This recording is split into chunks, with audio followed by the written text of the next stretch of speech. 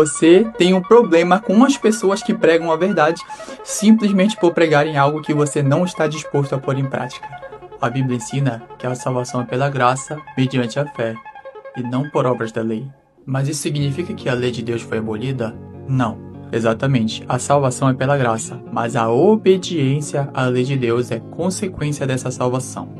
Esse foi um dos principais problemas enfrentados pelo apóstolo Paulo, especialmente em sua carta aos Gálatas. Alguns ensinavam que os gentios precisavam ser circuncidados para serem salvos. Paulo corrige esse erro, mostrando que a salvação não vem por rituais ou méritos humanos, e sim por Jesus Cristo. Essa questão foi resolvida no Concílio de Jerusalém, registrado em Atos capítulo 15.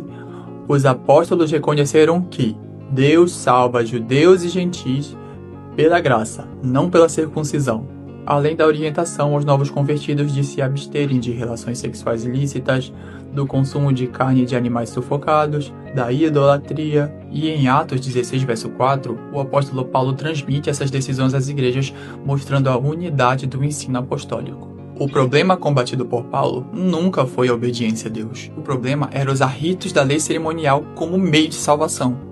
E o próprio apóstolo diz: anulamos, pois, a lei pela fé? De maneira alguma, antes confirmamos a lei. E Jesus declarou: se me amais, guardarei os meus mandamentos. Um exemplo claro disso é a circuncisão de Timóteo feita por Paulo em Atos capítulo 16, verso 3. Não foi para salvação, mas por sabedoria missionária. Por outro lado, quando a circuncisão foi ensinada como requisito para a salvação, Paulo se opôs firmemente.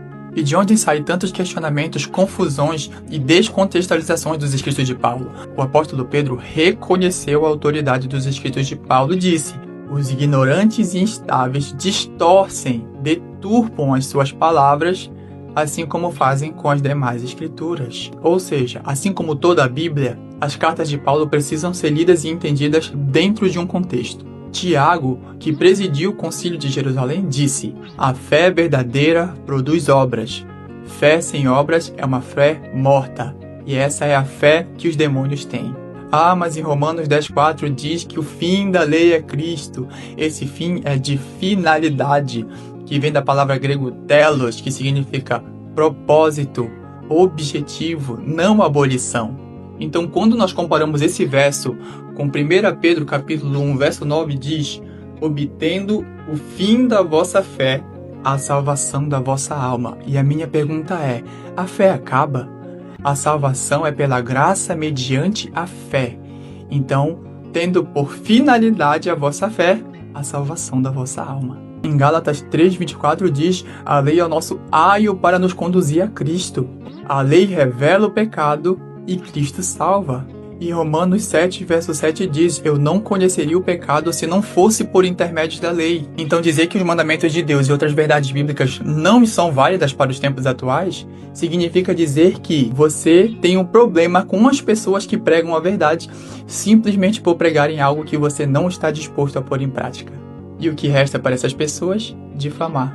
A salvação é pela graça, mas a fé verdadeira conduz à obediência.